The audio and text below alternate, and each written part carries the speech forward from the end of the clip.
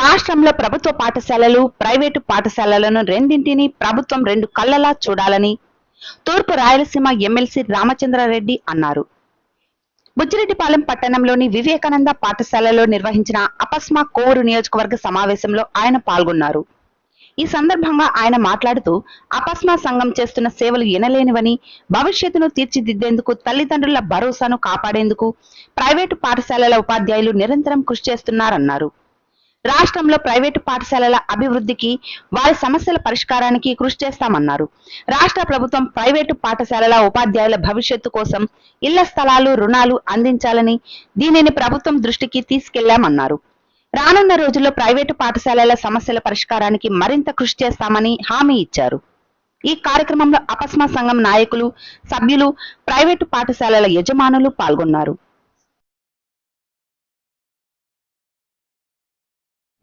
ఈరోజు కోవూరు నియోజకవర్గంలో అపస్మా మీటింగ్ జరపడం చాలా సంతోషకరం. ఇచ్చేసినటువంటి రాష్ట్ర అధ్యక్షుడు తులసి గారు మరియు రాష్ట్ర సీనియర్ వైస్ ప్రెసిడెంట్ అయినటువంటి సుబ్బారెడ్డి గారు, వర్కింగ్ ప్రెసిడెంట్ రమణారెడ్డి గారు, మిగతా ఈ కోవూరు నియోజకవర్గ ప్రెసిడెంట్ మరియు రామ్ సుబ్బారెడ్డి గారు అందరికీ కూడా ఈ నియోజకవర్గ ప్రతినిధులందరికీ నమస్కారాలు తెలియజేస్తూ, అపస్మా అనేది ఒక ప్రైవేట్ విద్యా సంస్థల అసోసియేషన్. ఇది నిజంగా రాష్ట్రంలో ప్రైవేటు మరియు ప్రభుత్వ రెండు పాఠశాలలు అనేటివి నడుస్తున్నవి. ఇక్కడ ఏం జరుగుతున్నదంటే దాదాపు ఈరోజు ప్రైవేట్ సెక్టర్ అన్ని రంగాల్లో కూడా ముందుకు పోతున్నది. దాన్ని కూడా ప్రభుత్వం ప్రోత్సహించాల్సిన అవసరం ఉంది. ప్రభుత్వాన్ని కానీ లేదా ప్రైవేట్ పాఠశాలలు కానీ ప్రభుత్వం రెండు కళ్ళలాగా చూసుకోవాల్సిన అవసరం ఉంది. ఈరోజు రాష్ట్రంలో 65 లక్షల పిల్లలు ప్రైవేట్ పాఠశాలలో చదువుతున్నారు. అదే 35 లక్షల మంది పిల్లలు గవర్నమెంట్ పాఠశాలలో చదువుతున్నారు.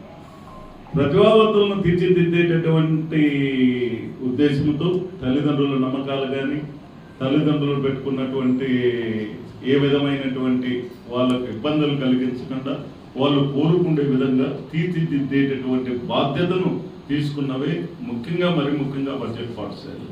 కార్పొరేట్ పాఠశాలను పక్కన పెట్టినట్లయితే ఈరోజు రాష్ట్ర వ్యాప్తంగా బడ్జెట్ పాఠశాలలు 10,000 పైగా ఉన్నాయి.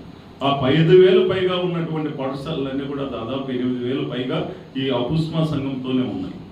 కాబట్టి ఈ ప్రత్యేకంగా మేము మొత్తం అన్ని జిల్లాల్లో మా సంఘం అనేది చాలా బలంగా ఉంది. ఈ సంఘం తరపునే నేను అన్ని సంఘాలను కలుపుకొని కూడా పశ్చిమ రాయలసీమలో పోటీ చేసినప్పుడు చక్కగా ప్రైవేట్ స్కూళ్ళ సమస్యలను పరిష్కరించడానికి ముందుంటాను అని నేను మాట ఇచ్చినప్పుడు ఆ మాట ప్రకారమే నేను ఈరోజు ప్రైవేట్ పాఠశాల సమస్యలన్నీ పరిష్కరించుకుంటా వస్తున్నాను. గత ప్రభుత్వంలో అయితేనేమి 3 ఏళ్ళు ఉండేటటువంటి రికగ్నేషన్ 8 సంవత్సరాలు, తర్వాత ఈ ప్రభుత్వంలో 8 నుంచి మళ్ళీ 10 సంవత్సరాలు, ఆ తర్వాత స్కూల్ పాఠశాల సమస్యలని ఎప్పటికప్పుడు మా దృష్టికి వచ్చినటువంటి కూడా పరిష్కరించుకుంటూ వస్తున్నాం. గతంలో కూడా 15 సంవత్సరాల వరకే బస్సుల ఫిట్నెస్ అనేది ఉన్నది. మొన్న కూడా ఈ ప్రభుత్వంతో మాట్లాడడం జరిగింది. ఆయా 15 సంవత్సరాలు బస్సులు తక్కువ కిలోమీటర్లు తిరుగుతాయి. టూరిస్ట్ మాదిరి 100,000 కిలోమీటర్లు తిరగవు. కేవలం ఊర్లో 20-30 కిలోమీటర్ల దూరంలోనే బస్సులు నడుస్తున్నాయి. కాబట్టి దానికి ఇంకా ఒక 5 years ఫిట్నెస్ పెంచమని చెప్తే ప్రభుత్వం ఒక 3 ఏళ్ళు పెంచేదానికి కూడా అంగీకరించింది. అదేవిధంగా ఈ బాస్ బకాయిలన్నీ కూడా చాలా మంది రాష్ట్రంలో బకాయిలన్నీ కూడా 500 కోట్లు పెండింగ్ ఉంటాయి. అదే విషయాన్ని నేను శాసన మండలిలో ప్రస్తావించాను. ప్రైవేటు పాఠశాలలో చదివినటువంటి పిల్లలందరికీ కూడా బాస్ బకాయిలు వెంటనే రిలీజ్ చేయాలని చెప్పాము. కొంత రిలీజ్ చేశారు, ఇంకా కొంత రిలీజ్ చేసేదానికి ప్రభుత్వం కూడా సుముఖంగా ఉంది. ఈ సమస్యలన్నీ కూడా ఒక ప్రభుత్వంలో ఉండేటటువంటి ఉపాధ్యాయుల సమస్యలే కాకుండా ప్రైవేటు పాఠశాలలో ఉండేటటువంటి ఉపాధ్యాయ సమస్యలు కూడా పరిష్కరించాలని ప్రభుత్వాన్ని నేను గెలిచినప్పటి నుంచి కూడా కోరుతున్నాను. ముఖ్యంగా ఏమిటంటే ప్రైవేటు పాఠశాలలో చెప్తున్నటువంటి ఉపాధ్యాయులందరికీ కూడా ఇళ్ల స్థలాలు ఇవ్వాలి, హెల్త్ కార్డ్స్ ఇవ్వాలి, తక్కువకు వడ్డీలు తక్కువ వడ్డీకి వాళ్ళకు రుణాలు కూడా ఇస్తే వాళ్ళు డెవలప్ అయ్యేదానికి అవకాశం ఉంటుందని ఇవన్నీ కూడా పరిగణలోకి తీసుకోవాలని గత గవర్నమెంట్లోనే నేను ప్రభుత్వాన్ని రిక్వెస్ట్ చేశాను. ఇప్పుడు కూడా ప్రభుత్వాన్ని మరొకసారి శాసనసభ ద్వారా విద్యాశాఖ మంత్రికి కూడా తెలియజేయడం జరిగింది. ఇవన్నీ కూడా ప్రైవేట్ పాఠశాలల సమస్యలు ఎప్పటికప్పుడు పరిష్కరించాలనేటటువంటి ఉద్దేశంతో, అదేవిధంగా టెక్నాలజీకి అనుగుణంగా ప్రైవేట్ పాఠశాలలన్నీ డెవలప్ కావాలని కూడా మేము అన్ని పాఠశాలకు, రాష్ట్రంలో ఉండేటటువంటి అన్ని పాఠశాలకు తెలియజేస్తూ, ఒకరి నుండి మరొకరిని అంటే ఇచ్చిపుచ్చుకుంటే ధోరణి, మీ దగ్గర ఏం టెక్నాలజీ ఉంది, ఇంకొక స్కూల్లో ఏం టెక్నాలజీ ఉంది, షేర్ చేసుకునేటటువంటి సిస్టంలో పనిచేయాలని కూడా మనము చెప్పడం జరుగుతుంది. అందులో భాగంగా అన్ని జిల్లాల కంటే అపుస్మా ఇక్కడ ఈ నెల్లూరు జిల్లాలో చాలా చక్కగా పనిచేస్తుంది. సుబ్బారెడ్డి గారు కానీ, శ్రీధర్ గారు కానీ అన్ని జిల్లాల కంటే ఇక్కడ చక్కగా పనిచేయడం, కోఆర్డినేషన్ బాగా చేసుకోవడం, విద్యార్థులకు అందరికి కూడా ఇంతకుముందు మనోహర్ రెడ్డి గారు అని అపుస్మాలో మంచి నాయకులు ఉన్నారు. ఆయన మరణించిన తర్వాత ఆయన పేరు మీద ఒక టాలెంట్ టెస్ట్ పెట్టడం, బాగా ప్రతిభావంతులైనటువంటి 10th క్లాస్ విద్యార్థులకు అందరికీ కూడా ఒక సభ ఏర్పాటు చేసి వాళ్ళందరికీ కూడా అవార్డ్స్ ఇవ్వడం ప్రతి ఏటా వీళ్ళు చేస్తున్నటువంటి పని. అలాగే స్పోర్ట్స్ కూడా పెట్టి, స్పోర్ట్స్ లో కూడా ప్రతిభావంతులైనటువంటి పిల్లలను గుర్తించి వాళ్ళకు కూడా అవార్డ్స్ ఇవ్వడం వాళ్ళు చేస్తున్నటువంటి పని. ఎందుకంటే ఇలాంటివన్నీ కూడా మిగతా జిల్లాలు కూడా చూసి నేర్చుకోవాలి. ఆ గవర్నమెంట్ ఒకవేళ మనకు సహకరించకపోతే మనమే ఆ పని మనం చేసి ముందుకు తీసుకోవాలి. ఇప్పుడు గవర్నమెంట్ వాళ్ళు ఉత్తమ ఉపాధ్యాయులను సెలెక్ట్ చేస్తున్నారు. దట్స్ గుడ్, చేయాల్సిందే. గవర్నమెంట్ పరంగా ఉత్తమ ఉపాధ్యాయులను చేసి సన్మానించాల్సిందే. అది ప్రైవేట్ సెక్టార్కు వర్తించడం లేదు. అప్పుడు ఏం చేస్తున్నది అపుస్మా, ఎక్కడికక్కడ రాష్ట్రంలో మనమే టేకప్ చేసి ఎక్కడైతే మంచి ఉపాధ్యాయులు ఉంటారో ఆ ఉత్తమ ఉపాధ్యాయులను గుర్తించి జిల్లా వ్యాప్తంగా సన్మానం చేయడం జరుగుతుంది. అలాగే స్పోర్ట్స్ కూడా ఈ టీచర్లకు కావచ్చు లేదా యాజమాన్యానికి కావచ్చు ఉత్సాహభరితంగా ఉండే దానికోసం రాష్ట్ర వ్యాప్తంగా ఈ స్పోర్ట్స్ కూడా పెట్టడం జరుగుతుంది. ఈ విధంగా సమిష్టి కృషితో పాఠశాలలన్నీ కూడా అభివృద్ధి చెందుతున్నాయి. రాబోయేటటువంటి రోజుల్లో మరింతగా అభివృద్ధి చెంది మేము తల్లిదండ్రులకు ఇవ్వాల్సినటువంటి మంచి, తల్లిదండ్రులు కోరుకునే విధంగా విద్యార్థులందరినీ కూడా తీర్చిదిద్దేటటువంటి బాధ్యతను ఈ అపుస్మా తీసుకుంటుంది. అలాగే బడ్జెట్ స్కూల్ తీసుకుంటాయి.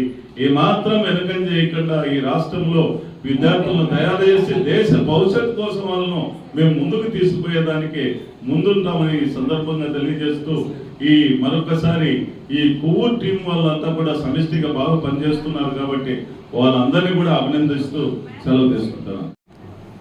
నెల్లూరులో ఈ ప్రత్యేకమైన సందర్భంలో మీ అందరినీ కలవడం చాలా సంతోషం. సోదరులు రామచంద్రారెడ్డి గారు, సుబ్బారెడ్డి గారు, రమణారెడ్డి గారు, మన జిల్లా అధ్యక్షులు శ్రీధర్ గారి కుమార్తె రిసెప్షన్ కూడా ఉంది. ఆ కార్యక్రమానికి కూడా అందరూ అక్కడ రావడం జరిగింది.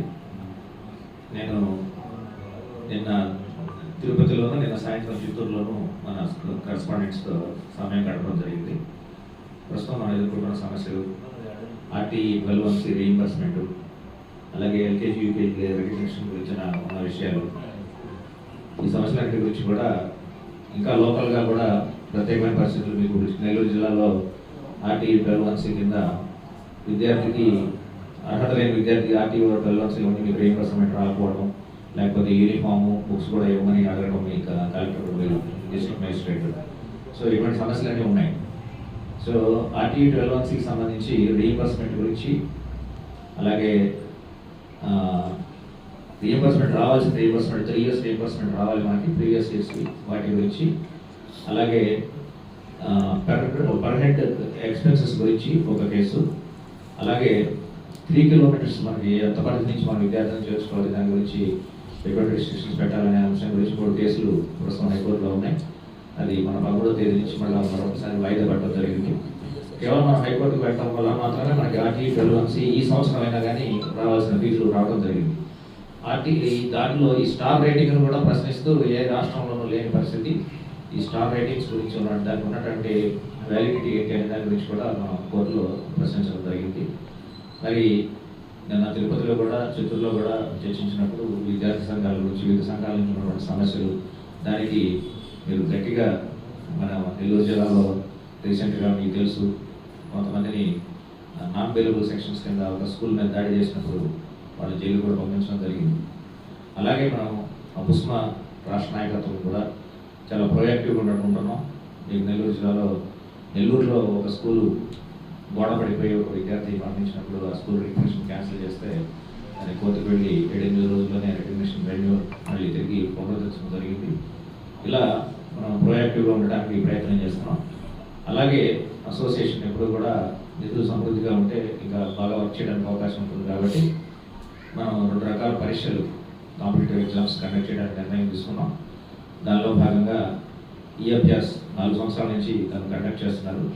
ఈ అభ్యాస్ పవన్ గారి ప్రోగ్రామ్ అపుస్మా శాట్, దానిలో స్కూల్ 150 రూపాయలు విద్యార్థి నుంచి కలెక్ట్ చేస్తే అందులో 80 రూపీస్, 50 రూపీస్ స్కూల్కి వెళ్తాయి, 80 రూపీస్ అసోసియేషన్కి, జిల్లాలకు అలాగే రాష్ట్ర అసోసియేషన్కి రావడం జరుగుతుంది.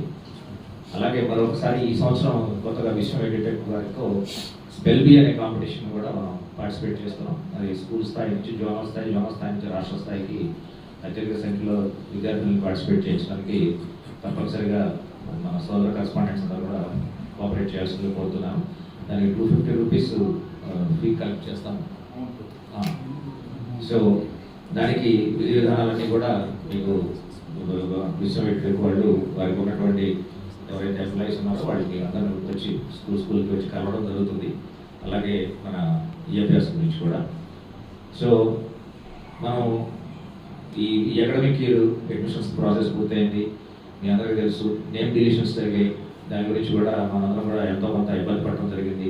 నిన్న కూడా బాగా ఈ ప్రస్తావన బాగా రావడం జరిగింది. దాని గురించి ఆల్రెడీ మన కోర్టులో ఒక కేసు ఫైల్ చేసి ఉన్నాం. దాన్ని యాక్టివ్గా ఫాలో అప్ చేస్తాం. ఎందుకంటే మళ్ళీ మనం కళ్ళు మూసి తెచ్చేలోపు మనకు ఒక సంవత్సరం వస్తుంది. ఈసారి మరింత రెట్టింపు శక్తితో మరి ఇంకా బాగా నంబర్లు తీయడానికి ప్రయత్నం చేస్తారు. దాన్ని కూడా మనం ఎదుర్కోవడానికి ప్రయత్నం చేద్దాం. సో మరొకసారి మీ అందరికీ ఈ కార్యక్రమాన్ని ఆహ్వానించినందుకు ధన్యవాదాలు తెలియజేస్తూ నమస్తే.